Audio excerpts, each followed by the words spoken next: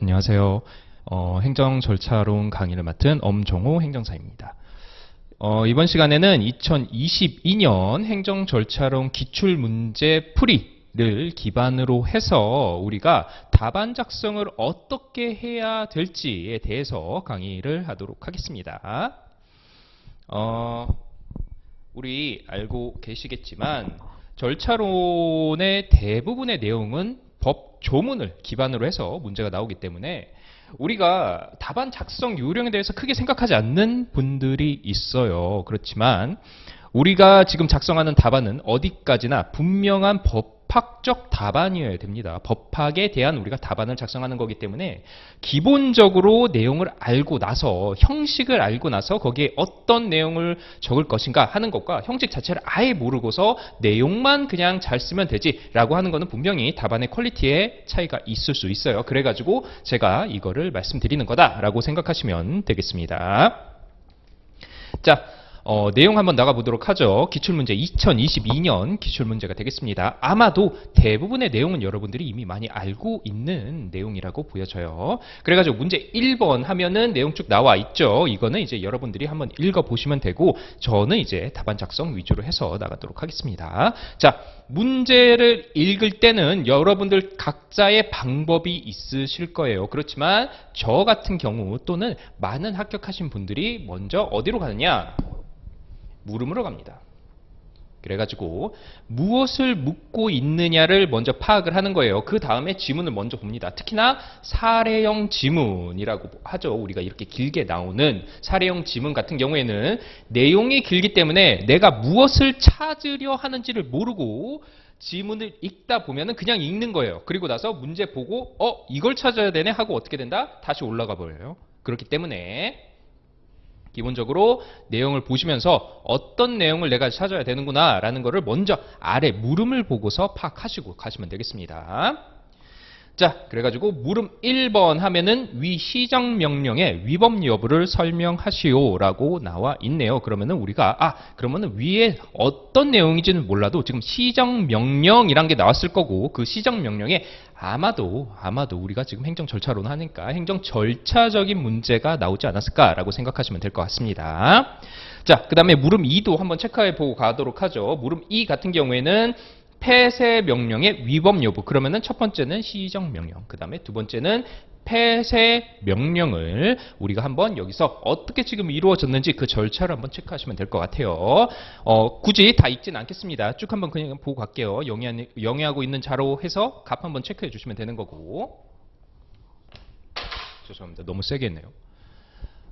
이물질이 혼입되어 있다는 사실 이렇게 적발되었네요. 그런데 행정청은 갑에게 시정명령서를 송부하지 않고 이거네요. 송부하지 않고 담당 공무원이 구두로 쭉 나가시면 되겠습니다. 시정명령 내용을 고지했다. 그러면은 처분의 문서주의 생각하시면 되겠습니다. 그런데 관할 행정청이 정밀 조사한 결과 근데 처분의 내용 자체는 옳았네요. 근데 처분의 방식이 잘못됐구나 이렇게 보시면 되겠습니다. 그래서 폐쇄명령 해서 청문통지서, 청문이 이제 나오겠네요. 그러면은 폐쇄명령과 관련된 문제는 청문이겠구나 이렇게 한번 체크를 해보시면 될 것 같아요.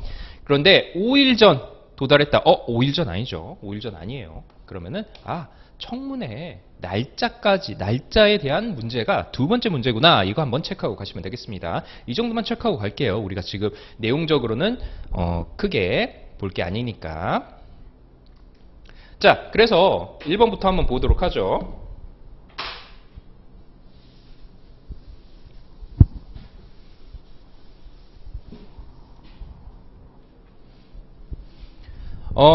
답안 작성 요령 여기서 한번 말씀드려 볼까요?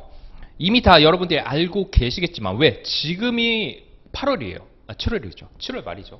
그렇기 때문에 지금 시험이 한 2달 남았기 때문에 아마 여러분들이 답안 작성 요령에 대해서 아마 대부분 다 아실 거라고 생각을 합니다. 다만 모르시는 분들도 있을 수 있기 때문에 또는 잘못 알고 계시는 분들이 계실 수도 있기 때문에 제가 여기서부터 답안 작성 요령을 말씀드리도록 할게요. 자, 우리 다 알고 계시겠지만 시험 문제는 크게 두 가지로 나뉘게 됩니다. 첫 번째 시험의 유형은 사례형이에요. 사례형. 그래가지고 갑을병 이렇게 어떠한 대상이 나오고 어떠한 처분이 나오고 그 내용에 대해서 쭉 나열되어서 어떠한 상황인지 우리가 그거를 파악해서 법리를 풀어가는 그러한 내용이 이제 사례형이라고 보시면 되는 거고, 약술형이란 거는 두 번째 문제의 유형인 약술형이라는 거는 무엇에 관해 쓰시오입니다. 무엇에 관해 쓰시오 해가지고 대부분 이제 법조문 위주로 해서 여러분들이 암기한 내용을 풀어 나가시면 될 것 같아요.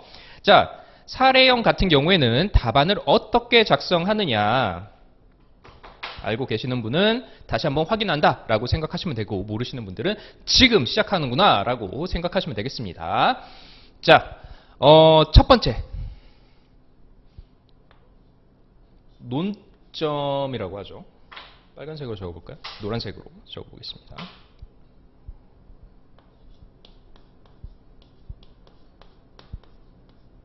논점 또는 문제점, 즉 이 사례에서 우리가 끄집어 내고자 하는 게 무엇인지에 대해서 먼저 적습니다. 그게 뭐다? 논점의 정리 또는 요점의 정리 또는 문제점 뭐 이렇게 쓰셔도 돼요. 그래서 첫 번째가 논점의 정리가 나오는 거고, 그 다음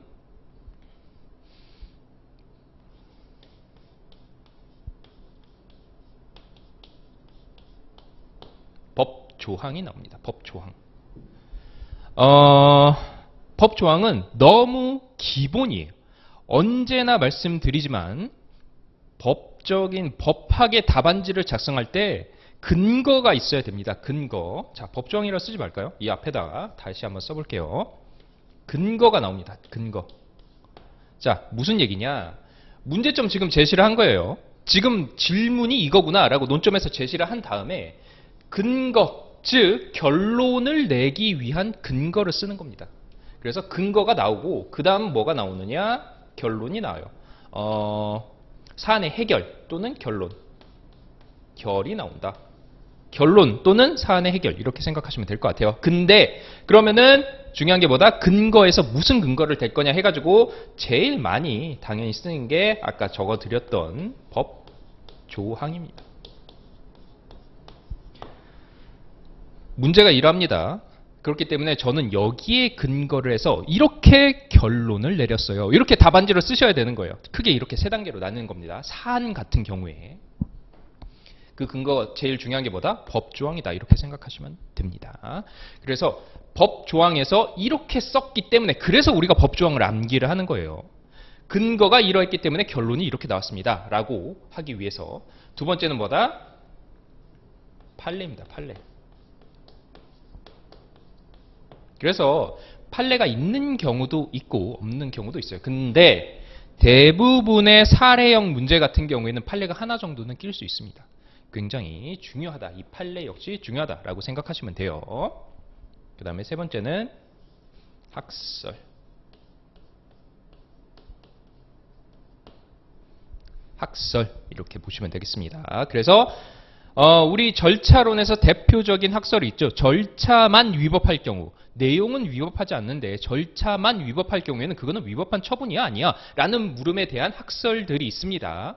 그러한 학설들 여러분이 반드시 암기하고 계셔야 여러분이 제대로 된 근거를 제시해서 거기서 결론을 내린다라고 보시면 될 것 같아요. 자, 그 다음에 네 번째는 뭐냐? 검토라는 게 있습니다. 검토.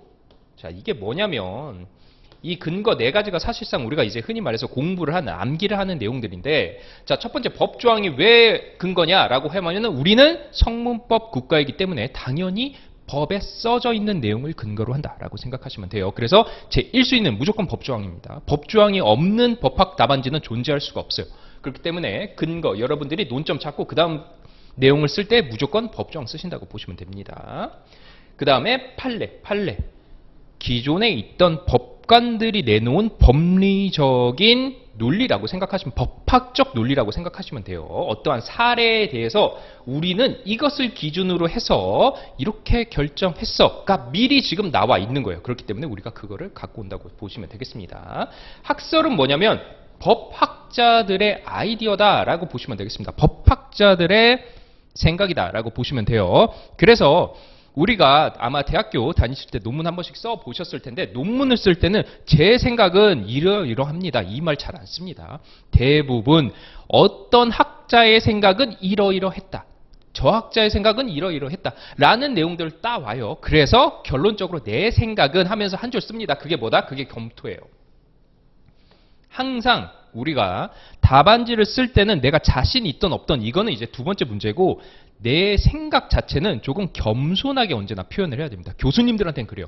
왜? 어차피 문제 내는 사람, 문제 채점하는 사람 다 교수님들이 하는 거기 때문에 저는 제 생각은 이러한데 그 근거는 법정이 이렇고 판례는 이렇고 학설이 이러합니다. 저보다 더 대단하신 분들이 다 이렇게 해놨어요. 그래서 제 생각은 해서 검토 한 줄 이런 식으로 쓰는 거예요. 그래서 여러분들이 다른 법조항, 법 답안지를 보실 때에도 법조항 엄청 많고 판례 엄청 많고 학설 엄청 긴데 검토 막 이런 거는 한 줄, 두 줄 되거든요. 다 그런 이유 때문이다 라고 보시면 되겠습니다. 그래서 근거를 작성할 때는 법적 근거, 성문법적 근거, 그 다음에 판례의 근거, 그리고 다른 법학자분들의 근거, 그 다음에 내 생각 조금, 이게 이제 근거에 들어간다라고 생각하시면 되고, 논점에 대한 근거 제시한 다음에 당연히 이제 여기서 기반해서 결어, 사안의 해결 이렇게 가시면 된다. 이게 법 답안지의 큰 흐름이다라고 보시면 돼요. 그래서 우리가 흔히 말해 법 답안지 할 때 법 답안지 어떻게 써요 하면 우리 문학 판검 이렇게 쓰시는 분들도 있습니다. 문제점, 논점이고 학설, 그 다음에 판례, 검토 이렇게 쓰는 거예요. 법조항 어딨죠? 법조항은 너무 중요하니까 그냥 무조건 나온다라고 생각하면 될 것 같아요. 근데 우리 행정사 시험에서는 실질적으로 제일 중요한 건 뭐다? 법조항입니다. 법조항. 왜? 법전이 나오질 않아요. 법전이 나오질 않기 때문에 법조항을 쓰는 것 자체가 굉장히 중요합니다. 근데 다른 시험 같은 경우는 법전이 나오는 시험들이 있죠. 그러면은 당연히 법전보다는 판례가 이제 점점 중요해진다라고 생각해 주시면 될 것 같아요.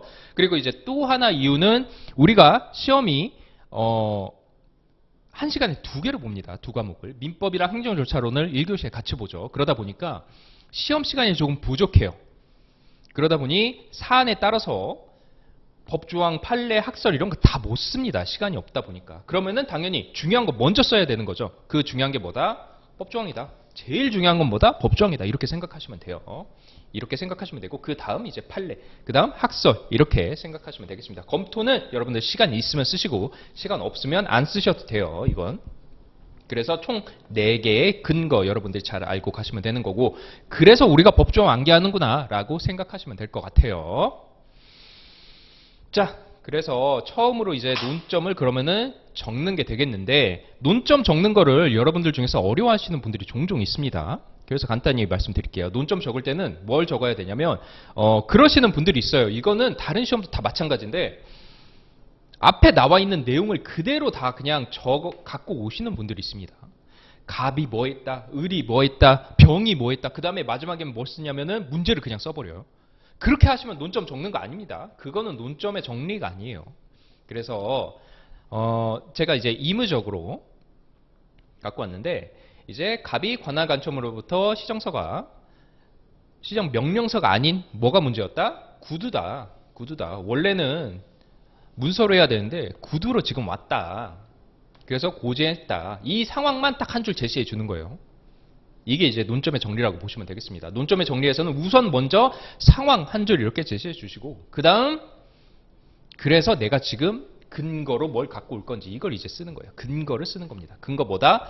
행정절차법. 그 다음에 행정절차법 계속해서 쓸 수 없으니까 이하법이라고 쓰시면 됩니다. 그냥 예를 들어서 절차법이라고 쓰면 안 되나요? 네, 맞아요. 절차법이라고 쓰셔도 돼요. 그렇지만 일반적으로 어떻게 하느냐? 내가 이 답안지에 법이 하나만 나올 거다. 그러면은 이하법 해가지고 간단히 쓰시면 됩니다. 근데 법이 2개 이상 나온다. 예를 들어서 뭐 행정절차법 나오고 행정 뭐 기본법 나오고 한다. 그러면은 이하 절차법, 그 다음에 행정기본법 쓰고 이하 기본법 이런 식으로 구분해서 쓰시면 돼요. 그래서 내가 지금 행정절차법에 대한 법 조항 또는 판례를 기본으로 해서 지금 얘기를 할 거기 때문에 그 근거를 제시해 주는 겁니다. 근거를 제시해 주는 거예요. 어디서? 논점에서. 그래서 24조죠. 문서주의입니다. 처분의 문서주의가 24조예요. 이거를 위법한 처분으로서 취소 또는 무효인지에 대해서 우리가 다뤄볼 거야 라는 예고를 해줘야 됩니다. 논점에서. 쉽게 말해서 논점에서는 뭘 써야 되냐면 상황은 한 줄 정도로만 그냥 간단히 써주시고 근거를 제시해 줘야 되는 거예요. 어떤 근거를 내가 지금 제시할 거야. 라는 거를 지금 여기서 예고를 꼭 해주셔야 됩니다. 그게 좋은 논점의 정리예요. 예를 들어서 내가 판례, 지금 여기서는 이제 우리는 이제 대부분의 이제 행정사 시험은 법조항이 이제 핵심이다 보니까 법을 썼지만 예를 들어서 법조항은 무조건 쓰는 거고 어디가 됐든 판례가 핵심이다. 판례에 있는 내용이 그대로 나왔다. 그러면 여러분들이 이제 판례를 쓰셔야 되는데 이 판례 나중에 이제 여러분들 암기하실 때 아니면 지금까지 암기하시면서 핵심적인 뭐 단어라든지 이런 걸 중심으로 해서 암기를 하셨을 거예요. 그러면은 그 단어 몇 개를 여기다 쓰는 거예요. 그래서 이 판례 내가 지금 쓸 거야 라는 거를 논점에서 제시를 해주는 게 중요하다라는 게 되겠습니다. 그래서 그렇게 이제 논점을 잡는 거예요, 여러분들. 위에 있는 거 그냥 다 복사 베껴 넣으시면 안 됩니다. 그거는 제대로 된 논점의 정리는 아니다라고 보시면 돼요. 그래서 한 뭐 3줄에서 4줄 정도만 논점은 써주시면 될 것 같다.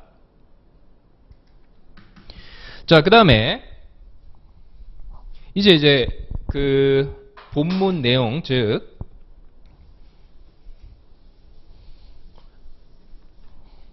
법 조항의 이제 내용을 쭉 쓰시면 되는 거예요. 그래서 법 24조 1항입니다. 행정처분 이 내용들 법에 있는 거니까 그냥 굳이 하진 않을게요. 쭉 여러분들이 쓰시면 됩니다. 처분의 문서주의 해가지고. 근데 이제 이런 것도 가끔씩 이제 궁금하신 분들이 있습니다. 제목을 뭐라고 줘야 되는지 모르겠어요. 상관없습니다. 법 조문의 제목들이 있어요. 그래가지고 예를 들어서 제 1조 하고 이런 식으로 가로쳐서 조문의 제목이 있죠. 이것을 갖다 쓰시면 되는 거예요. 24조 처분의 문서주의 써져 있습니다. 그대로 갖다 쓰시면 되는 거예요. 그래서 그 내용들 쭉 갖고 오시면 되겠습니다. 자, 그 다음에 1항은 이제 원칙 나와 있는 거고 2항은 당연히 예외 나와 있었죠. 그래가지고 2항에 따라서 이러한 경우에는 예외적으로 인정을 한다. 문서로 하지 않는다고 해도 처분에 대한 통지를 이렇게 보시면 될 것 같아요. 자, 그 다음에 이제 처분 문서 실명제 같은 경우에는 24조 3항에 남아 있는 거기 때문에 추가로 이제 써주시면 되겠습니다. 그러면은 무엇이 지금 해결이 됐다? 법조항이 해결이 됐다라고 보시면 되는 거고, 당연히 이러한 절차적인 내용적으로는 하자가 없지만 절차적인 하자에 대해서 이 처분은 위법한지 위법하지 않은지에 대한 우리 유명한 학설 그리고 판례가 나와 있기 때문에 그거 당연히 해 주셔야 되는 거예요. 왜냐하면 여기까지 잘 쓰셨는데 그 이상으로 해 주지 않으면 대체 이게 유효야 아니 취소거리야 아니면 무효야 막 하면서 문제가 될 수 있습니다. 그렇기 때문에 이 독자적인 위법성 여부에 대한 학설 그리고 판례 여러분들 암기하셨을 겁니다. 적극설과 소극설 해가지고. 그래서 학설 같은 경우에는 뭐 1번 2번 이런 식으로 써도 되고, 소극설 적극설 이렇게 있죠. 근데 여러분들 혹시 난 이렇게 암기하기가 쉽지 않다라고 생각하시는 분들도 있어요. 그러면은 그냥 1설, 2설 이렇게 쓰셔도 됩니다. 전혀 문제 없어요. 그래가지고 정확히 내가 이 용어 자체를 암기하기 힘들다 하면은 그냥 1설은 이러하다, 2설은 이러하다, 3설은 이러하다 이런 식으로 써도 괜찮습니다. 잘 기억하고 가시면 될 것 같아요. 자, 그 다음에 판례를 쓰실 때는 여기 이제 판례가 나오는 거죠. 어떻게 쓰느냐. 판례는 하고 근거를 제시해 줘야 됩니다. 저희가 항상 말씀을 드렸지만 지금 우리의 근거가 뭔지에 대해서 제시를 해 주는 거예요. 우리가 답을 쓸 때 교수님 이것도 모르세요? 이렇게 쓰시면 안 돼요. 교수님 제가 이거 엄청 잘합니다. 이거 판례인 것도 알고요. 이거 법조항인 것도 알고요. 이거 학설인 것도 알아요. 이걸 막 티를 내주셔야 돼요. 그렇지 않으면은 교수님한테 교수님인데 이거 당연히 아시겠죠. 이거 법조항인 거 모르세요? 이거 판례인 거 모르세요? 이러시면 안 된다는 거예요. 그러면은 좋은 법 답안지라고 보기가 힘들다라고 보시면 되겠습니다. 어쨌든 교수님들도 채점을 할 때 사람이기 때문에 실수를 할 수도 있고 또는 개인의 기분이라든지 이런 거에 따라서 점수가 아주 미세하지만 달라질 수 있어요. 그렇기 때문에 우리는 최대한 이런 형식을 맞춰서 좋은 답안지를 제공해 드려야 되는 거예요. 그렇게 생각하시면 되겠습니다. 그래서 이거 지금 내가 판례를 썼어 라는 거를 티를 내주셔야 되는 거예요. 첫 번째, 글 자체, 내용 자체에서 판례라는 말을 쓴다. 또는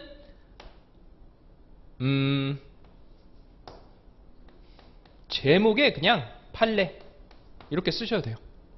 관련 판례 이렇게 쓰셔도 됩니다. 어쨌든 판례라는 거 티 내시면 돼요. 그 다음에 또는 끝나고 나서 여기에 판례라는 말이 전혀 들어있지 않아. 그러면은 끝나고 나서 판자 써주시면 돼요. 그래가지고 이거 지금 판례입니다. 지금 제 머릿속에서 그냥 나온 논리가 아니라 이거 판례 제가 갖고 온 거예요. 이렇게 근거를 꼭 제시해 줘야 된다라고 보시면 되겠습니다. 자, 그래서 뭐 무효로 판시한다. 실질적으로 판례는 그러면은 시간이 남으시면은 보통 검토는 그럼 언제 쓰느냐? 검토는 언제 쓰느냐? 시간이 남으면 쓰는데 법 조항만 있을 때는 검토 쓰지 마세요. 웬만하면 별로 크게 의미는 없습니다. 법 조항만 있으면 언제 많이 쓰느냐? 판례 또는 학설, 즉 법관이나 또는 다른 법학자들의 의견이 들어가 있다면 나는 이거에 대해서 난 좀 좋은 판결인 것 같아. 또는 좋은 학설인 것 같아. 나는 뭐 적극설을 좀 지지합니다. 소극설을 지지합니다. 이거를 간단히 근거 포함해서 한 줄에서 두 줄 정도만 검토 쓰시면 되는 거예요. 그렇기 때문에 여기서는 근데 우리는 제가 계속 말씀을 드리지만 시험 시간이 굉장히 짧은 편이기 때문에 충분하지 않습니다. 그래서 검토까지는 좀 생각 안 하셔도 될 것 같아요. 다만 시간이 좀 남고 좀 나는 이 판례에 대해서 항상 이 말을 항상 생각하고 있었다라고 한다면 뭐 한 줄에서 두 줄 정도 체크를 하시면 될 것 같습니다. 그래서 검토는 뛰어넘고 바로 사안의 해결 가시면 될 것 같아요. 사안의 해결 우리가 원하는 것은 무엇이냐. 자, 첫 번째 이게 지금 법에 어디에 위반됐는지 해서 앞에서 24조 1항 나왔었죠. 저희가 써놓은 걸 갖고 오는 거예요. 사안의 해결도 갑자기 없는 거 갖고 오시면 안 됩니다. 예를 들어서 우리가 지금 앞에서 뭘 썼냐면 법조항 썼죠. 법조항 쓰고 24조 썼습니다. 24조 썼어요. 그 다음에 판례 썼죠. 즉 절차적 위법성에 대해서 이게 위법이 인정되는지 안 되는지에 대한 판례 썼습니다. 그 다음에 당연히 그 앞에 판례에 앞서서 적극설과 소극설 해가지고 학설 썼습니다. 이 세 가지 지금 썼죠. 그렇기 때문에 지금 법조항 우선 갖고 온 거고 그 다음에 두 번째에서 예외도 아니다. 이것도 법조항에서 갖고 온 거죠. 그 다음에 세 번째에서 절차가 하자 있는 처분은 위법하다. 그리고 무효이다. 이거 어디서 갖고 왔나요? 이거 학설과 판례에서 갖고 왔습니다. 이거예요. 앞에서 근거에서 제시를 했기 때문에 여기서 결과를 다 갖고 왔다라고 생각하시면 됩니다. 다른 얘기로 하면 뭐냐면 예를 들어서 내가 학설을 안 썼어. 또는 판례를 안 썼어. 근데 사안에서는 3번 나왔네. 그러면은 이건 점수를 제대로 못 받는 거예요. 왜? 앞에서 아무 내용 없이 갑자기 사안에서 뜬금없이 근데 처분은 위법하고요. 해당 처분은 무효입니다. 라고 해버리면 이거는 뭐냐면 그냥 내가 생각한 거 쓴 거예요. 제대로 된 판례나 학설이 아니라. 그냥 내가 생각한 거 쓴 거예요. 근거 없이 쓴 거예요. 쉽게 말해서 근거 없이. 그래서 본문에서는 반드시 내가 사안의 해결에서 어떻게 쓸 거기 때문에 즉 논점에서 무엇을 지금 제시했기 때문에 내가 무엇을 쓸 거기 때문에 그 근거를 내가 다 제시를 먼저 해주고 사안으로 넘어간다. 이렇게 생각하시면 되겠습니다. 본문 근거에 내용이 없다. 그러면은 결어에 쓰기가 써봤자 크게 의미가 없어요. 써봤자. 왜? 근거에 아무것도 없는 거 그냥 썼다? 그러면은 그냥 내 생각은 이래요. 이거밖에 안 되는 거예요. 좋은 답안지가 절대 안 나오는 거죠. 그렇기 때문에 본문은 반드시 이것들 기억하시면 되겠습니다.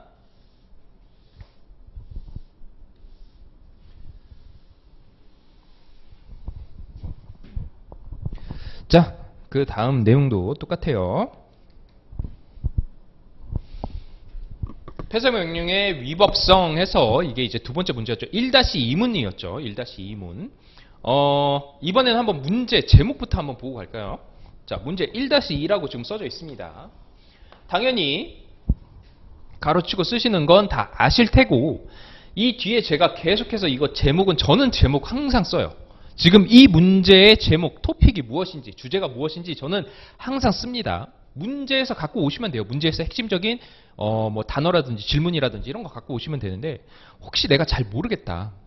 그러면은 이거 쓰지 마세요. 안 쓰셔도 돼요. 근데 정말 제가 항상 말씀드리지만 최선을 다해서 공부하는 것도 중요한데 최선을 다해서 답안지를 쓰는 거 역시 중요해요.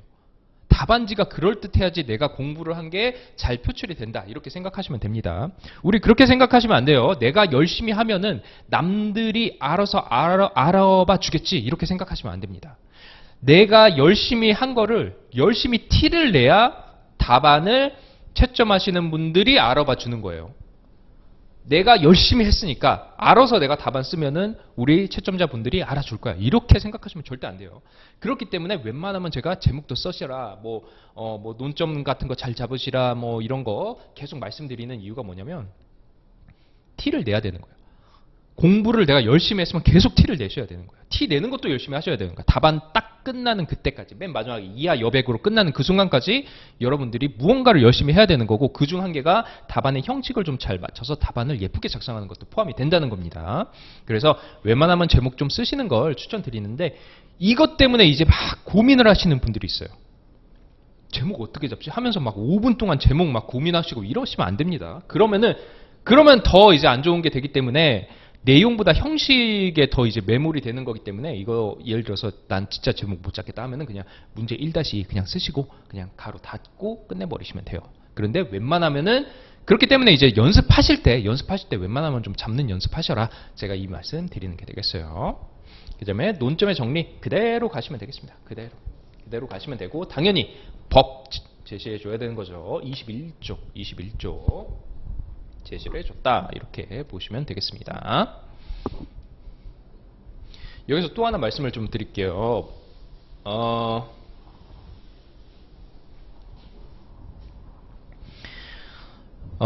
법의 조 번호죠. 번호를 암기해야 될까요? 이런 이제 말씀이 있습니다. 번호.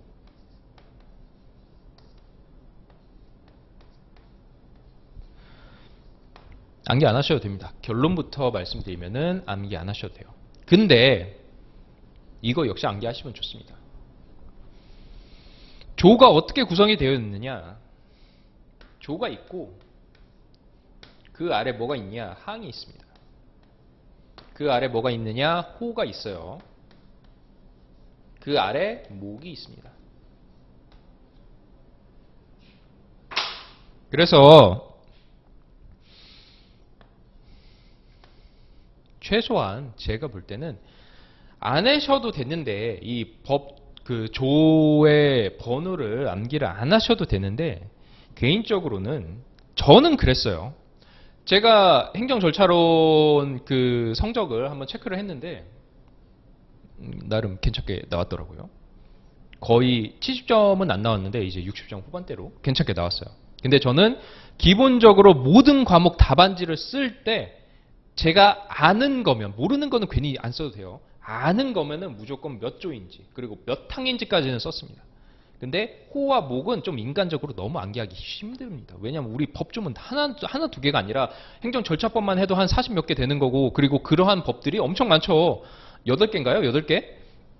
8개인가요? 9개인가요? 법이 막 그렇게 돼 있기 때문에, 거기다가 그 행정절차론만 우리 공부하는 게 아니고 민법도 공부해야 되고, 그 다음에 행정실무법, 그 다음에 사무관리론 이런 것도 공부해야 되는데 너무 많다 보니까 조 번호 다 암기 못해요. 그렇지만 할 만한 것들이 있습니다. 중요한 것들은 분명히 있는 거고, 그거에 대해서는 저는 웬만하면 조나 항 같은 거 좀 암기를 해 두시기를 추천드립니다. 그 대신 호나 목까지는 우리 그것까지는 좀 안 해도 된다라고 저는 말씀드리고 싶어요. 그래서 특히나 행정절차론에 보면은 행정절차법이 있어요. 이게 정말 메인이죠. 그래가지고 사례형으로 제일 많이 나오는 것 중 한 개가 이 행정절차법인데, 이런 행정절차법 같은 메인 또는 공공기관 정보공개법 또는 개인정보보호법, 이런 것들은 좀 중요한, 정말 이제 핵심이 되는 논점들, 법조항들이 있습니다. 그런 것들은 좀 조나 항 정도, 이거 항도 너무 힘들다 그러면은 조라도 좀 암기해 두시기를 저는 좀 추천드립니다. 그래야 법안이 우리 답안지가 그럴듯해져요. 그렇지 않으면은 제가 계속 말씀을 드리지만, 교수님한테, 채점자한테 이거 당연히 아시잖아요. 이거 24조인지 모르세요? 뭐 32조인지 모르세요? 17조인지 모르세요? 이렇게 하면 안 돼요. 제가 최대한 친절하게 제가 공부한 것들에 대해서 표현해 드리겠습니다. 이래야지 당연히 그거에 대한 점수도 조금이라도 높게 나온다라고 생각하시면 될 것 같아요. 그래서 호와 목까지는 암기 안 하셔도 됩니다. 왜냐하면 우리는 이제 법전을 보고 하는 게 아니기 때문에. 그렇지만 웬만하면 몇 조이다, 최소한 몇 조이다 정도는 핵심적인 내용들, 우리 아마 여러분들 A급 논점, B급 논점, C급 논점 이렇게 공부하셨을 거예요. 그러면은 A급 논점 한 10몇 개, 뭐 20몇 개, 이 정도는 몇 조인지 정도는 좀 체크를 하고 가시는 게 좋지 않나, 저는 그렇게 생각을 하고 있습니다. 그래서 최소한 모범 답안에는 그렇게라도 써야겠다 해서 제가 법 조항을 쓴 거고, 색깔을 달리 해 놓은 거예요. 근데 나는 정말 이게 몇 조인지 잘 모르겠다. 기억이 안 난다. 그러면은 안 쓰셔도 됩니다. 왜? 내용이 더 중요하니까. 내용이 우선이에요. 법 조항의 내용을 여러분들이 잘 암기하시는 게 언제나 먼저다라고 말씀을 드리도록 하겠습니다. 그래서 형식적인 내용들 그렇게 쭉 한번 말씀드렸고, 그 다음에 이제 문제는 뭐다? 청문의 문제였는데 날짜가 5일밖에 안 됐었죠. 5일 전에 통지를 했었죠. 원래 10일 전이었는데 이제 그 얘기 이제 해주시면 될 것 같아요. 그래서 청문의 의 같은 거는 보통 법은 우리 항상 보시면 이게 제가 이제 나중에 또 한번 말씀을 계속해서 드리긴 할 건데 1조는 법의 1조는 무조건 법의 목적이 나옵니다. 그 다음에 2조는 용어의 종류가 나와요. 그 다음에 3조, 4조, 5조 이런 데는 준용 규정이라든지 적용 범위라든지 또는 기본 원칙들이 나옵니다. 그런 거는 좀 기본적으로 알고 가셔야 되는 거예요. 그래가지고 당연히 이제 청문회 용어의 정리해가지고 이제 2조부터 이렇게 쭉 나온다라고 보시면 되는 거고, 그래서 이제 법 2조에 있는 내용을 그대로 갖고 왔다라고 보시면 되겠습니다. 그 다음에 자 여기 판례 있죠? 판례.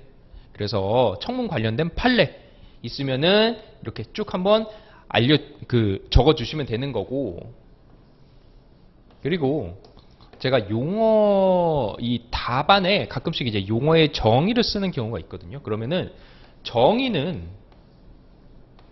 용어의 정의는 법조문에 있어요. 근데 용어라기보단 제도죠. 제도. 그래서 제도의 정의는 법조문에 있습니다. 기반이 대부분. 근데 취지, 이 제도는 무엇이라고 합니다. 어떤 제도입니다. 근데 왜 만들어 놨냐면요, 이러한 취지에 의해서 만들어 놨어요 하는 이런 취지는 어디에 있냐면 판례에 있습니다. 대부분. 그래서 나중에 이제 여러분들이 또는 뭐 앞에서 이미 공부를 하셨겠지만 이런 취지는 판례에 있기 때문에 이 취지, 예를 들어 어떠한 제도, 청문이라는 제도가 나왔다. 이거에 대한 취지에 관련된 판례가 있다? 그러면 이거 쓰고 안 쓰고가 엄청나게 퀄리티에 영향을 줘요. 답안지. 그렇기 때문에 꼭 이런 이제 관련 제도들의 취지는 여러분들이 판례로 좀 확인을 해 주시면 좋을 것 같아요. 답안지 그거 쓰고 안 쓰고가 굉장히 퀄리티가 있다. 제가 말씀을 드렸지만 핵심 근거는 우리가 답안을 쓸 때 최종 결론을 내기 위해서 이게 위법하다, 아니다, 옳다, 그르다 이러한 최종 결론을 내기 위한 근거, 제일 중요한 근거는 법조문과 판례라고 제가 말씀드렸습니다. 제일 중요해요. 그 다음 학설 이렇게 나가는 거예요. 그 다음 이제 검토. 내 생각은 사실 중요하지 않아요. 논술인데 내 생각 중요하지 않아요. 내 생각이 제일 안 중요합니다. 여러분들. 암기하신 거 쓰시면 돼요. 또는 다른 사람이 얘기한 게 뭐였다. 여기서 이제 내 생각을 도출해 내기만 하면 되는 겁니다. 근거가 제일 중요하다. 객관적인. 자, 그 다음에 이제 당연히 이제 청문, 과정이라든지 이런 거에 대해서 법조문 내용들 그대로 갖고 오시면 될 것 같아요. 그 다음에 이제 하자의 절차적 하자의 치유 문제들 이런 것도 이제 이런 절차적 하자의 치유라든지 아니면은 절차적 하자의 위법성 내용들이 있죠. 그러면은 여러분들 지금 7월이기 때문에 대부분 다들 공부를 해 오셨을 거라고 생각을 합니다. 대부분 행정 절차 로원에서 구체적인 각각의 개별법들의 내용을 들어가기 전에 총칙 정도에서 여러분 총론 정도에서 학설들 아마 엄청 많이 배우셨을 거예요. 절차적 하자의 위법성 또는 절차적 하자의 승계 막 이런 것들. 절차적 하자의 치유 이런 것들. 왜? 우리는 이제 절차 관련해서 계속해서 보는 거니까. 그래서 거기서 이제 공부한 것들을 각각의 법 조문에 관련된 사례 문제가 나왔다? 그러면 이거 갖고 오시는 거예요. 이렇게 생각하시면 되겠습니다. 그래서 여기도 당연히 이론적인 내용이기 때문에 학설이기 때문에 학설이 나오죠. 학설, 부정설, 긍정설, 제한적 긍정설 잘 모르겠다. 그러면 1설, 2설 이렇게 쓰셔도 된다고 했습니다. 그 다음에 당연히 학설이 있으면 웬만하면 판례가 같이 따로 나와요. 웬만하면 판례가 같이 따로 나온다라고 보시면 되는 거고, 그래서 원칙적으로는 하자 치유 허용될 수 없다. 근데 무용한 방법 피해하고 이제 이런 게 이제 뭔가요? 핵심 그 단어들이 되는 거예요. 여러분들이 만약 판례를 암기한다 그러면 이런 것들을 핵심으로 해서 암기하시면 됩니다. 무용한 방법을 피하고 그 다음에 또 뭔가요? 법적 안정성을 보호 이런 것들. 그리고 범위에 어떤 범위에서 뭐 허용된다 이런 것들을 모았다 판례. 그래서 3번 그냥 판례라고 했죠. 그래서 제가 이 답안지에 일부러 판례라는 거를 표시하는 방법을 다 썼습니다. 판례는 이라고 해서 본문에 그냥 넣은 적도 있고, 그 다음에 맨 끝에 이 판례 표시도 넣은 적이 있고, 그 다음에 제가 말씀드렸듯이 제목에 그냥 판례 이렇게 쓰기도 했죠. 그래가지고 지금 방법을 다 알려드린 거니까 판례 쓰실 때는 반드시 표시해 주셔야 돼요. 내가 이 근거를 갖고 이야기를 하고 있구나라는 거를 답지 채점자분에게 저희들이 어필을 해야 된다. 이렇게 보시면 되겠습니다. 자, 그 다음에 사안의 해결도 똑같이 가시면 될 것 같아요. 그래서 사안의 경우에는 관할 행정처 뭐 이렇게 폐쇄 명령을 했는데 뭐다? 청문 절차에서 문제가 생겼다. 문제가 있다. 그래서 위법한데 그 다음에 이제 하자 치유 어떻게 되는지 이런 것들까지 내용 쭉 한번 보시면 될 것 같습니다. 내용적인 거는 아마 여러분 기출문제다 보니까 또 많이 보시기도 했을 거예요. 그 다음에 마지막에는 끝 표시 꼭 해 주셔야 됩니다. 저는 그냥 끝이라고 지금 여기다 썼는데 원래는 어떻게 써야 되냐면은 지금 1-2문이었죠. 그러면은 1-2문 끝 이런 식으로 보통은 씁니다. 근데 이것도 뭐 정말 급하다 그럼 그냥 끝 쓰시면 돼요. 그러면은 종결이 된다. 자, 그래서 1번 문제, 사실상 두 문제죠. 두 문제. 제일 중요한 사례형 문제가 보통 1번에 이렇게 나옵니다. 중요하니까 잘 체크하시면 될 것 같고, 그 다음 문제 계속 보도록 할게요. 이거는 공공기관 정보공개법이 되겠네요. 그래서 똑같이 이거 같은 경우에는 이제 학폭이죠. 학폭인데 내용이 지금은 조금 바뀔 거예요. 그러니까 원래는 이제 학교 안에 있던 건데 지금은 교육청으로 지금 갔습니다. 또는 교육지청으로 갔기 때문에 그게 조금 달라지긴 했는데 그거를 제외하고는 그냥 내용만 형식이 어떻게 지금 답안이 구성이 되는지만 여러분들 체크하시면 될 것 같아요. 그래서 이제 부분 공개가 가능하냐 뭐 이런 내용들 나오게 되겠습니다. 그거를 이제 논점에 쓰시면 됩니다. 그래서 청구한 바 딱 여기까지가 이제 앞에 있는 것들 내용 그냥 한 줄 딱 써준 거죠. 그래서 사립중고등학교 이거가 이제 지금 법이 좀 바뀐 거예요. 쉽게 말해서. 그래서 사실 이 문제는 다시 나오기는 좀 힘듭니다. 왜냐하면은 애초에 지금 기관의 조직이 지금 바뀌었어요. 그래서 그냥 당연히 지금 행정기관 소속이 되는 겁니다. 그래서 이제 공공기관 정보공개법 그러면은 이 법이라고 하면 되죠. 왜 다른 법 나올 리가 없으니까 그 법의 정의는 웬만하면 2조에 존재한다고 했었습니다. 1조가 목적이고 그래서 여기서 정한 공공기관에 해당하는지 만약 해당한다 그러면은 공개를 해야 되는데 뭐 개인정보라든지 이런 게 포함되어 있다 그러면은 부분 공개가 가능한가요? 이거 해서 주제 뭔가요? 2개. 우리가 여기서 지금 논할 거는 2개의 주제를 논할 거다. 이렇게 쓰시면 되는 거예요. 누누이 말씀드렸지만 제가 색깔 넣어서 했죠. 호랑 조도 지금 색깔이 다릅니다. 왜? 호는 웬만하면 암기 못해요. 너무 복잡해서. 그래서 호까지는 좀 암기 안 하셔도 되고 웬만하면 조 정도는 좀 암기를 해주시면 좋겠다. 그렇지만 조도 만약에 나는 이거 지금 부분공개 14조인지 15조인지 16조인지 잘 모르겠네. 그러면은 억지로 쓰진 마세요. 만약 잘못 쓰면 오히려 안 좋을 수 있습니다. 그러니까 억지로 쓰진 마시고 웬만하면 좀 암기하고 가셨을 때 잘 쓰면은 그 법안 답안지에 굉장히 퀄리티가 높아진다라고 보시면 되겠습니다. 왜? 그게 FM이라고 보시면 돼요. 뭐 대학교 법대에서 시험을 보든 뭐 어디서 시험을 보든 법 관련된 시험은 그게 FM이다 라고 보시면 됩니다. 그래서 당연히 논점에서 우리 뭐 따질 거야 라고 했기 때문에 그게 그대로 여기 나온다고 보시면 되겠습니다. 그래서 뭐 정한 기간이라든지 이런 것들 여러분들이 어떻게 해야 되나요? 암기한 것들을 이제 잘 쓰시면 되는 거예요. 암기한 것들 잘 쓰시면 되겠습니다. 그 다음에 부분 공개 이거 역시 마찬가지가 되겠습니다. 뭐 여기 다 써져 있죠. 각호 이런 거. 힘들어요. 이런 것까지는 거의 암기 못한다고 보시면 됩니다. 근데 제가 써놓은 이유는 이제 모범 답안이니까 써놓은 거예요. 제일 이상적인 형태의 답안을 제가 여기에 써놔야 되기 때문에 이제 써놓은 거고 각호나 뭐 면목 뭐 이런 것들은 좀 힘들고 다만 이제 조항은 좀 할만하지 않을까라는 생각은 좀 듭니다. 그래서 사안의 해결 역시 마찬가지죠. 반드시 그 여기가 어떤 근거에 기반을 했는지 꼭 말씀해 주시면 되겠습니다. 여러분들의 말이 어디에 근거를 해서 지금 적혀져 있는지, 결론이 났는지 꼭 써주시면 되는 거고, 저 같은 경우는 그래서 사안을 한 2줄에서 3줄, 길면은 4줄, 5줄 이렇게 해서 그냥 나눠요. 왜냐하면은 논점 자체가 몇 개가 있기 때문에 거기서 그냥 하나씩 나눠버립니다. 그게 좀 더 보기 편하기 때문이에요. 그럼 안 나누면 안 되나요? 그래도 됩니다. 누누이 말씀드렸지만 언제나 내용이 형식보다 더 중요해요. 이거는 맞아요. 근데 문제는 뭐냐면 우리가 내용을 완벽하게 뽑아낼 수 있냐, 이게 문제죠. 우리가 열심히 내용을 공부함에도 불구하고 내용을 정말 완벽하게 뽑아내기 힘듭니다. 그러다 보니까 그러면은 형식이라도 좀 맞춰보자 이렇게 되는 거예요. 왜? 내용은 다 고만고만 할 거기 때문에. 그러면은 정말 말 그대로 내용 70점, 내용만으로 70점을 맞는다? 거의 불가능하다고 보면 됩니다. 여러분들 아시겠지만 법학은 60점 넘는 것도 만만치가 않아요.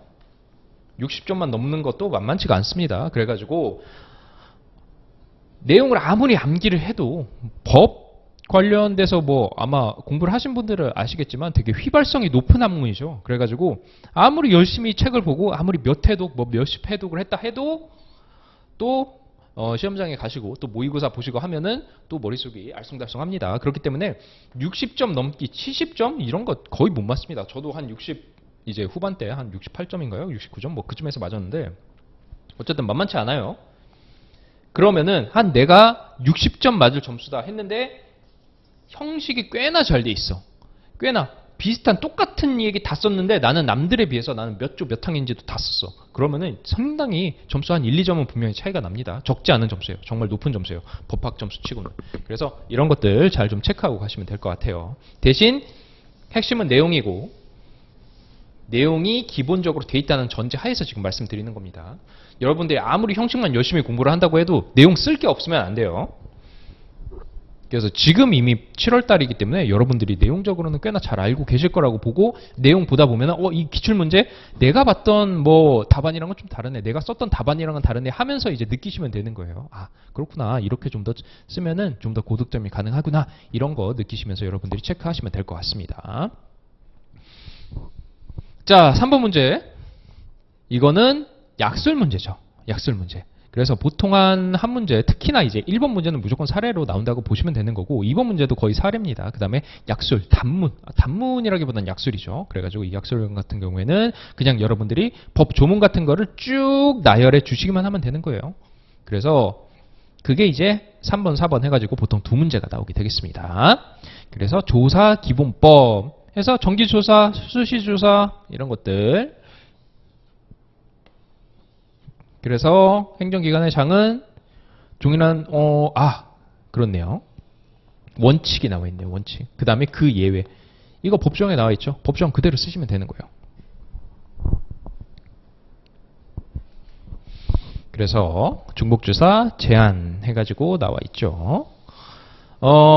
약술 같은 경우에도 여러분들 뭐 답안지 작성하는 특별한 방법은 없습니다. 똑같이 하시면 돼요. 그냥 논점의 정리, 그 다음에 뭐 법 조항 이런 거 그냥 직접 쓰시면 됩니다. 법 조항. 그 다음에 뭐 결어. 이렇게 쓰셔도 되는 거고, 쉽게 말해서 사례형과 똑같이 쓰셔도 되는 거예요. 뭐 법 조항, 그 다음에 뭐 이 사이에 뭐 판례 이런 거 있으면 판례 껴놓고. 근데 보통 약술은 어떻게 쓰느냐? 서론, 본론, 결론. 보통 이렇게 씁니다. 그래가지고 그냥 이렇게 쓰는 경우도 있고, 서론, 본론, 결론 이렇게 쓰는 경우도 있고, 쓸 게 없다 그럼 결론 안 쓰셔도 돼요.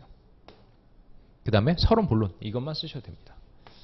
나는 서론도 못 쓰겠다 그러면은 본론만 쓰셔도 돼요. 그래도 약술은 점수가 나옵니다. 그래도 약술은 점수가 나와요. 제가 이거는 또 나중에 말씀을 드리려고 했던 건데, 만약 서론 쓸 게 없다 그러면은 원래 이 약술 문제가 어떤 법에서 지금 나올지는 모르지만 제가 앞에서 그래서 계속 말씀드린 게 1조는 뭐다? 법의 목적이다. 2조는 용어의 정리다. 그 다음에 3조, 4조, 5조, 6조 뭐 이쪽은 기본적인 법의 원칙들이라든지 또는 뭐 준용 규정 이런 게 나와 있다. 준용 규정까지는 우리는 몰라도 돼요. 원칙, 기본적인 원칙만 알고 있으면 됩니다. 예를 들어 뭐 신뢰보호 원칙 이런 거 나오죠. 절차법 보면. 그래서 그런 것들은 사실 여러분들 암기하셔야 돼요. 법 조항 번호까지 다 암기하셔야 됩니다. 그게 법학 답안지의 퀄리티를 엄청나게 많이 바꿔줘요. 그래서 약술 문제가 나왔다 그러면은 앞에다가 서론에다가 뭐 쓰냐면은 물론 뭐 관련 이제 내용들 여러분들 다 아시면 쓰면 좋은데 쓸 게 없다 그러면은 그거 쓰시면 돼요. 법 2조의 어떠한 용어 정의 쓰시면 됩니다. 용어 정의.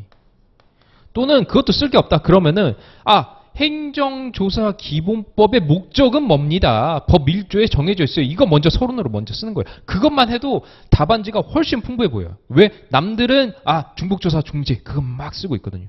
근데 나는 시작할 때 이 법이 난 뭘 쓸지 잘 몰라. 그러면은 우선 그냥 이 법이 약술의 경우에요. 지금 사례의 경우는 아니에요. 약술의 경우에는 뭘 쓸지 몰라. 그러면은 우선 이 법의 목적이 이러합니다. 그렇기 때문에 여러 가지 규정들이 정해져 있는데 그것 중에 하나가 중복조사예요. 중복조사 하지 말라는 거예요. 그래서 이 중복조사에 대해서 한번 써보겠습니다. 이렇게 서론 쓰는 거예요. 훨씬 풍부해집니다. 답안이. 그래서 이런 것들 한번 체크하고 가시면 될 것 같아요. 그래서 그런 것들 뭐 쭉 이렇게 먼저 쓰시면서 중복조사 제한, 뭐 조사 주기 이런 내용들은 여러분들이 암기하신 내용들 쓰시면 되겠습니다. 그래서 여기 보시면 뭐 이건 이제 시행령까지지만 관련해서 이제 정기조사, 그 다음에 뭐 수지조사 이런 거 언제 이제 하는지 주기들 나와 있죠. 이건 이제 모범 답안이니까 제가 굳이 뭐 법의 목적 이런 거 쓰지 않은 거고 만약 여러분들이 생각이 안 난다 하면은 그런 걸 쓰시라는 거예요. 그런 것만 써도 굉장히 답안이 풍부해집니다. 그 다음에 중복조사 조사 제한 규정 이런 것들까지 추가해서 여러분들 쓰시면 될 것 같아요. 그래서 여기 있는 것들은 다 법 조항에 나와 있는 것들이기 때문에 특별히 언급할 건 없어 보입니다. 그래서 당연히 법에 나와 있는 내용들 쭉 여러분들이 나열해서 쓰시면 될 것 같아요. 뭐 이런 거에 대해서도 뭐 1번, 2번 번호를 꼭 써서 해야 되냐 아니면 그냥 줄글로 쭉 써도 되냐 웬만하면은 번호로 쓰셔서 줄바꿈을 해가면서 쓰시는 게 좋습니다. 왜? 그게 보기 편하니까. 제가 항상 말씀을 드렸지만 채점자분들이 보기 편하게 답안을 작성하는 게 생각보다 중요해요. 여러분들이 내용이 충실하다는 전제 하에서. 자, 4번 문제 역시 약술 문제가 되겠죠. 그래서 우리가 무슨 이제 내용 풀이를 막 깊게 하는 게 아니기 때문에 그리고 대부분 우리가 지금 공부하는 것들은 여러분이 이미 다 공부를 하셨을 때고 지금 7월 말이기 때문에 그리고 법조문에 있는 거를 그대로 갖고 오는 경우가 많기 때문에 쭉 한번 형식적인 거 계속해서 한번 보도록 하겠습니다. 그래서 이거는 규제 원칙 나와 있네요. 그러면은 규제 원칙 첫 번째 하나 쓰시면 되는 거고 그 다음 뭐다? 규제 개혁위원회 심의 조정 내용들. 이제 이런 거가 약간 불이 타죠. 불이 타라기보다는 암기도 잘 안 되고 암기하기도 쉽지 않고 암기량도 많은 그런 게 이제 규제개혁위원회 심의조정사항 해가지고 쭉 나와 있습니다. 법조항 보면 이제 그런 거 암기하셔야 되는데 솔직히 이런 거 다 암기해서 쓰시는 분은 많이 없어요. 그래가지고 냉정하게 여러분들이 알만한 것들만 다 쓰시면 되는 거고 잘 암기해서 이제 기억나는 것들만 잘 쓰시면 되는 건데 이제 최대한 열심히 암기를 하셔야겠죠. 근데 만약에 내가 한 3개밖에 생각이 안 난다. 그러면은 깔끔히 3개를 쓰면 안 됩니다. 더 쓰세요. 더 쓰셔야 돼요. 그래가지고 3개 내가 확실히 알고 있다. 그러면은 이건 이제 원칙들이니까 쭉 썼어요. 그 다음에 심의위원회 네 여기 나오죠. 그래서 여기 이제 조정사항이 이렇게 나오는데 내가 예를 들어서 한 1번부터 3번까지는 확실히 알고 있다. 근데 나머지 잘 모르겠다. 그러면은 한 2-3개 정도는 그냥 여러분들이 생각해서라도 쓰셔야 됩니다. 약간 채워 드셔야 돼요. 그러면은 그 중에서 하나라도 더 맞으면은 그럴싸한 답이 나올 수 있습니다. 항상 답안을 쓰실 때 이런 생각을 좀 하셔야 돼요. 나는 모르니까 정직하게 안 쓰겠어. 그러면은 채점자분이 그걸 보고서 이 답안을 쓰신 수험생은 굉장히 정직한 분이구나. 그래서 점수를 더 줄 거다. 이렇게 생각하시면 절대 안 됩니다. 몰라도 아는 척 하는 거예요. 제가 항상 말씀드렸지만 앞에서도 계속 말씀드렸죠. 있어 보이게 답안지를 써야 된다. 있어 보이게 답안지를 써야 된다. 그 말이 그대로 여기에도 포함된다고 보시면 되겠습니다. 그래서 내가 아는 거는 당연히 잘 쓰셔야 되는 거고, 그 다음에 모르거나 어렴풋한데 한 것도 몇 개씩은 좀 쓰셔야 돼요. 그래야지 그 중에서 소가 뒷걸음질 치다가 쥐 잡듯이 한두 개라도 맞으면은 훨씬 좋은 이제 점수가 나온다라고 보시면 되겠습니다. 물론 예를 들어서 그 밖에 이제 빼고서 6개인데 막 9개, 10개를 쓴다? 그거는 완전히 오답이죠. 그거는 완전히 오답이에요. 제가 말씀드리는 거는 그 한도 내에서 말씀을 드린다라고 보시면 되겠습니다. 당연히 내용을 다 암기하면 좋죠. 그게 최선이죠. 그렇지만 현실적으로는 그게 좀 만만치가 않다 보니까 어쩔 수 없이 형식을 맞추기 위해서 이러한 좀 조언도 제가 해드렸다라고 보시면 되는 거고, 여기 지금 끝 있죠? 그 다음에 보통 어떻게 해야 되냐면 이하 여백 쓰셔야 됩니다. 근데 이거 안 쓰면은 그러면은 막 큰일 나나요? 그러진 않아요. 그러지 않습니다. 이하 여백 안 쓰셔도 큰일 나진 않아요. 그래가지고 이하 여백 안 쓰시고 합격하시는 분도 있습니다. 내용이 무조건 우선이긴 해요. 그렇지만 내용이 우리가 이제 서로 공부를 하고 뭐 하고 하다 보면 이제 비슷해지고, 그 다음에 우리가 내용을 암기하는 것도 한계가 있기 때문에 여러 개의 방면에서 좀 이렇게 좋은 답안지를 산출해내는 게 좋기 때문에 제가 2022년 기출문제를 기준으로 해서 내용들, 아마 여러분들 뭐 유인물이라든지 이런 데 다 지금 내용들은 다 확인하실 수 있을 거예요. 내용들은 이렇게 제가 썼다면 이렇게 썼다. 그리고 실제로 저는 이렇게 썼습니다. 제가 22년 시험을 봤기 때문에. 그래서 그거를 이제 기준으로 해서 그래도 이제 나름 뭐랄까요, 좀 고득점이 나왔죠. 고득점이 나왔기 때문에 기준으로 해서 여러분들이 잘 체크를 하셨으면 좋겠고, 내용적인 건 어쨌든 법에 있는 내용 또는 이제 교재에 있는 내용들은 다 갖고 왔기 때문에 그렇게 생각하시면 되고, 형식적인 거 제가 말씀드렸던 그 형식들 잘 좀 체크하고 가시면 되겠습니다. 실질적으로 합격하신 분들도 우리 행정사 합격하신 분들도 좀 형식 많이 안 맞추신 분이 있어요. 그래가지고 그런 거 좀 신경 쓰시면은 오히려 남들이 안 할 때 내가 했다? 나중 되면은 몇 년 뒤만 되면은 다 똑같이 할 거예요. 전 진짜 확신할 수 있어요. 왜? 원래 법학 답안지가 그렇게 쓰는 거예요. 근데 행정사 시험만 약간 좀 덜 강조가 되는 게 있긴 한데 점점 난이도가 올라가고 여러분들의 수준이 올라가고 그러면은 결국 답안지도 다 그렇게 수렴을 하게 될 겁니다. 법 조항, 법 번호 안 외워도 돼요. 점점 외우게 될 거예요. 점점. 특히나 중요한 것들 위주로 해서. 그렇기 때문에 지금 미리 여러분들 남들 안 외울 때 좀 나는 내용이 어느 정도 충분한 것 같아. 뭐 이러면은 법 조항 중요한 내용들 또는 법 제목들 이런 것들 좀 체크를 하시고 논점을 어떻게 써야 되는지 이런 것도 조금씩 연습하고 체크하시면 괜찮겠습니다. 마지막으로 번호 한번 쓰고 갈게요. 뭐 예를 들어서 1번 한 다음에 쭉 쓰고 뭐 그 아래 뭐 가로 1번, 뭐 가로 번호 이렇게 쓰시는 분들 있는데 상관없습니다. 원래 이렇게 쓰시는 거예요. 다만 시험지가 이런 형태로 되어 있죠. 그러면은 원래 어떻게 쓰냐면 첫 번째 제일 큰 대목차는 로마자로 씁니다. 로마자. 그래가지고 로마자로 요 안쪽으로 번호만 전문적으로 쓰는 데가 있고, 그 다음 1번, 그 다음 가로 1번 이런 식으로 쓰면 되겠습니다. 뭐 그 다음에 뭐 원괄호 쓰셔도 되고 아니면은 로마자 쓰셔도 돼요. 저는 이제 로마자 보통 쓰거든요. 가로 1 다음에 이제 로마자 쓰는데 로마자로 안 써도 됩니다. 원으로 그냥 쓰셔도 돼요. 이런 거는 이제 선택인데 이 순서 정도는 조금 큰 대목차 순서 정도는 조금 알고 계시면 괜찮을 것 같다라고 해서 한번 이거는 그냥 소개만 해드릴게요. 물론 이게 여러분들의 합부를 과연 바꿀 수 있냐에 대해서는 이런 이제 번호 쓰는 거 갖고 합불이 바뀌진 않을 거예요, 아마도. 그렇지만 전체적으로 제가 알려드렸던 형식 자체가 완전 준수되지 않고 있다라고 하면은 얼추 비슷한 분들끼리는 합불이 바뀔 수 있습니다. 우리 그 정규분포표라고 하죠. 이게 이제 정규분포표예요. 제가 수학과 나왔는데 그래서 여기 이제 반땡 이렇게 하면은 평균이죠. 에버리지. 그러면은 여기 이제 사람들이 제일 많이 모여져 있는데 우리는 우리 시험은 다들 합격을 하고 싶어서 열심히 하는 분들이 많습니다. 그래가지고 예를 들어 100점이면은 50점이 평균이 아니라 합격점이 예를 들어서 뭐 55점이다 이러면은 여기에 다들 모여 계세요. 여기 이렇게 모여 있습니다. 그래서 합격률 10%. 그래서 한 뭐 53점, 52점 이쯤 해서 엄청 모여 계시는 거예요. 그래서 막 1점, 2점 차이로 떨어지는 사람 분들도 엄청 많아요. 그렇기 때문에 웬만하면은 형식 좀 잘 맞추고 가시면 좋아요. 형식은 여러분들 암기할 필요 없잖아요.